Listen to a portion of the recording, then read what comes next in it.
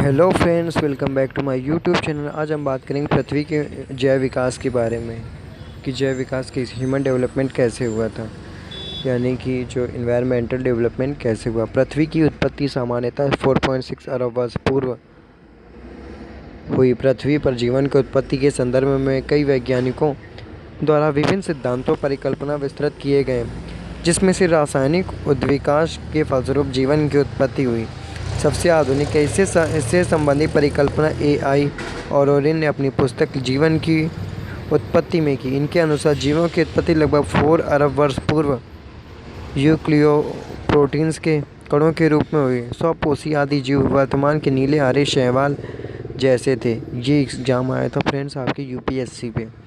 लगभग 2 अरब वर्ष पूर्व यूकैरियोटिक की कोशिकाओं की उत्पत्ति हुई, जिसमें वर्तमान जीव जगत के सारे जीव जीवाणु को छोड़कर बने हैं।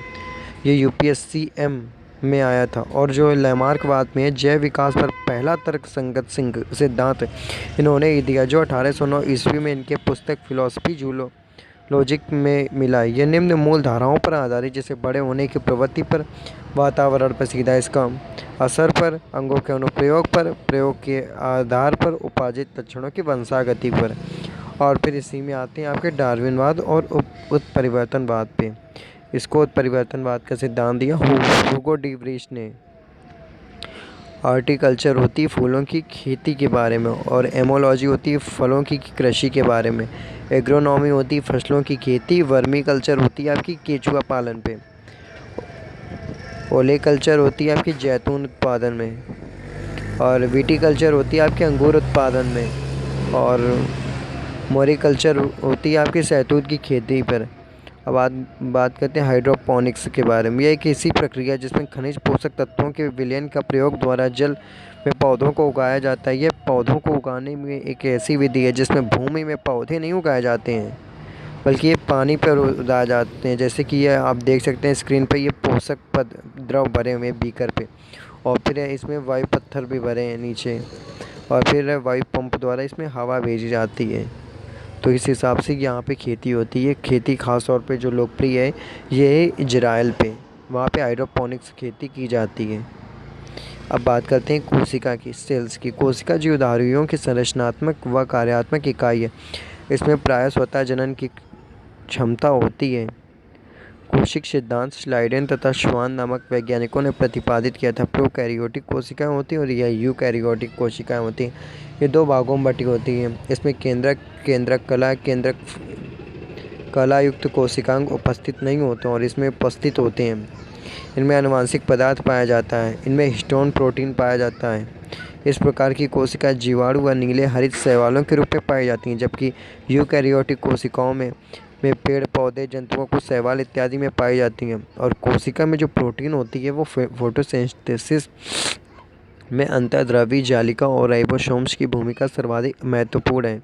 राइबोसोम्स को प्रोटीन की फैक्ट्री भी कहा जाता है, जबकि माइटोकॉन्ड्रिया जीवाणु एवं हरित नील शैवाल को छोड़कर से सभी सजीव पादप एवं जंतु कोशिकाओं के कोशिका द्रव्य में पाया जाता है। चूँकि क्रिया के अंतिम चरण में ही अधिकांश ऊर्जा उत्पन्न होती है, इसलिए माइटोकॉन्ड्रिया माइटोकॉन्ड्रिया को कोशिका का पावर हाउस भी कहते हैं। कोशिकीय श्वसन में अधिकतम ATP अणुओं का उत्पन्न करने वाला पद केस्टा चक्र है। यह चक्र कोशिका के माइटोकॉन्ड्रिया में संपन्न होती है। इस चक्र की खोज हेंस फ्रेब्स ने 1973 में की थी।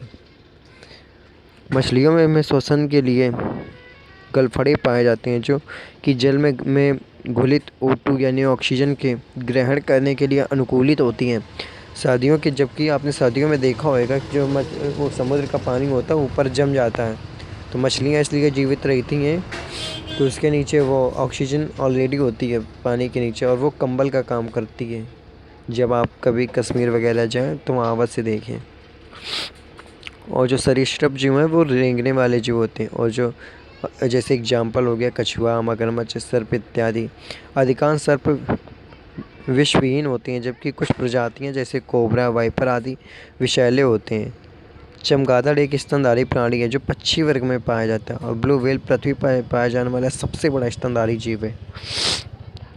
और फिर तीसरे नंबर स्पर्म व्हेल विशालतम दांत वाली मांसाहारी व्हेल है, जबकि समुद्री सील फोका वालस डुगोंग गंगा डॉल्फिन शाकाहारी स्तनधारी है। यह अत्यंत बुद्धिमान भारत का राष्ट्रीय जलीय जीव और अंगग्रस्त है। अब बात करते हैं नर मच्छर और मादा मच्छर के बारे में। ये फलों फूलों को रस चूसते हैं, वो खून चूसते हैं। ये अंतर हुआ मादा मच्छर और नर मच्छर में। जो ऑक्टोपस होता है वो डेविल फिश भी इसे कहते हैं। सिर पर 6 भुजाएं होती हैं इनकी। सिर्फ सिफेलोपोडा वर्ग का है। ये समतापी भी ऐसे जंतु जिनके शरीर का ताप वातावरण के ताप से प्रभावित ना होकर सदैव एक सा रहता है। इसमें पक्षी भी होते हैं, वह स्तनधारी भी होते हैं। असमतापी समतापी का विलोम होता है। इसमें मत्स्य उभयचर सरीसृप इत्यादि जंतु होते हैं। ये रात्रि में सक्रिय भी होते हैं। कुछ जंतुओं के नाम मछलियों से मिलते जुलते हैं, परंतु ये वास्तविक मछलियाँ नहीं हैं। ये याद कर लीजिए, ये यूपीएससी में पूछा गया था। जैसे जेलीफिश नोडेरिया वर्ग में आता है। सितारा मछली इक्वाइनोडर्म। सिल्वर फिश कीट वर्ग। कैटल फिश मोलस्का वर्ग में आता है। और टैग फिश सैक्लोस्टोमेटा पे। डेविस फिश मोलस्क में। क्रेफिश आती है आर्थ्रोपोड पे। एकेडिना व प्लेटिपस समान अंडे देने वाली स्तनधारी जीव है।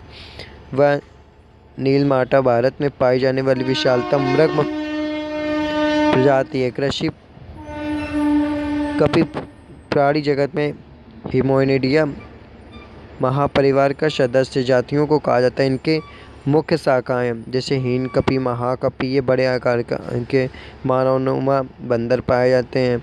और फिर मोनेरा जगत, इस जगत के अंतर्गत एक कोशिकीय प्रोकैरियोटिक जीवों को रखा जाता है। इसमें माइकोप्लाज्मा जीवाणु इत्यादि हैं। प्रोटिस्टा जगत के अंतर्गत हैं एक कोशिकीय यूकैरियोटिक जीवों को रखा है, जैसे शैवाल प्रोटोजोआ इत्यादि। और कवक है पर्णहरित येलोफाइट्स या परपोसी होते हैं। खमीर और मशरूम इस प्रकार के कवक हैं, लेकिन लाइकेन निर्मित जीव हैं जो कवक व शैवाल के बीच की कड़ी हैं। ये वायु प्रदूषण के भी अच्छे सूचक हैं। Thank you so much. आज का वीडियो यहीं पे एंड करते हैं।